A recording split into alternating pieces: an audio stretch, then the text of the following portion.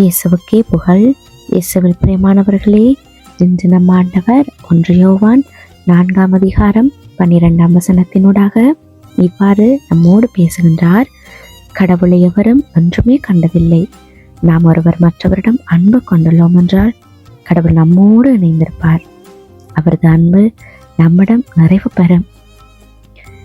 இந்த புதிய நாளை தந்த ஆண்டவருக்கு நாங்கள் முதல்ல நன்றி சொல்லுவோம். ஒவ்வொரு காலையும் ஆண்டவருடைய வார்த்தை எங்களுடைய மனதுக்கு நிம்மதியை கொடுக்கிறது. அந்த நாளுக்கான வழிகாட்டுதலையும் நமக்கு அது கற்றுக் கொடுக்கிறது. இன்றைக்கும் ஆண்டவருடைய வார்த்தை நம்மோடு பேசுகிறது. ஒரு மனுஷன் ஆண்டவரை நேரடியாக காண முடியாது என்று அவருடைய வார்த்தை சொன்னாலும், ஆனால் அதே சமயம் நாம் ஒருவரை ஒருவர் அன்பு கூறும்போது ஆண்டவர் நம்முள் வாசமாக இருக்கிறார் என்று ஆண்டவருடைய வார்த்தை சொல்லுகிறது. இதன் அர்த்தம் மிகவும் ஆழமானது. ஆண்டவரை நாம் கண்களால் காண முடியாவிட்டாலும் அன்பின் மூலம் அவரை அனுபவிக்கலாம். இன்றைய உலகத்தில் மனுஷர்கள் பல விஷயங்களில் முன்னேறி கொண்டே போகிறோம்.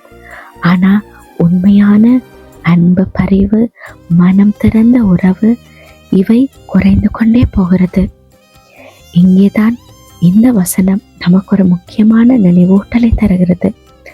அன்பு என்பது ஒரு உணர்ச்சி மட்டுமல்ல, அது ஒரு செயல். நாம் தினமும் செய்யும் சிறிய செயல்களில் அன்பு வெளிப்பட வேண்டும். நாங்கள் ஒருத்தவங்களுக்கு உதவி செய்கிறோம்டா எங்களை மனதால் நாங்கள் அதை மனப்பூர்வமாக கொடுக்கணும்.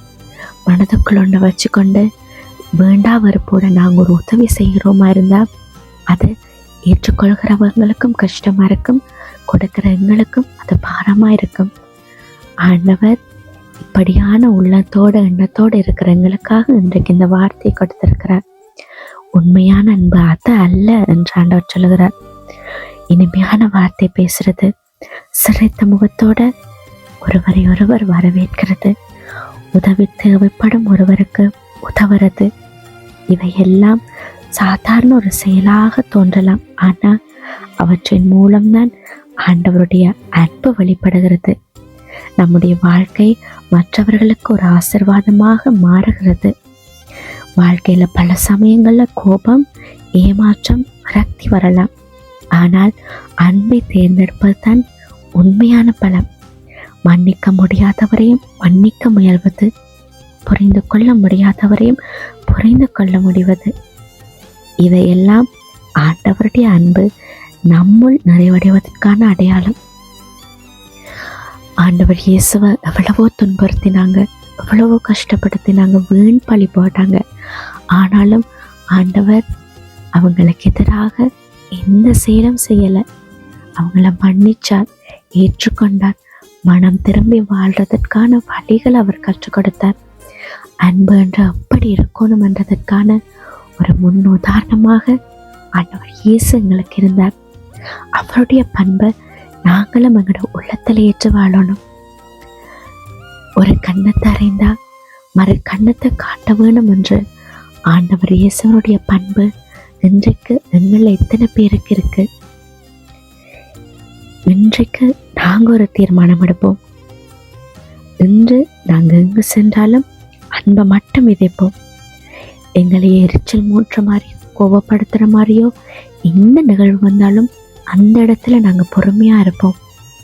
ஆண்டவரை நினைப்போம், அவருடைய பண்புகளை, அவருடைய வழிகாட்டுதல்களை நினைப்போம், அன்போடு இருப்போம்.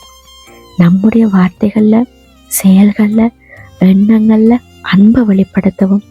அப்போது நம்முள் ஆண்டவர் நிரந்தரமாக வாசம் பண்ணுவார்.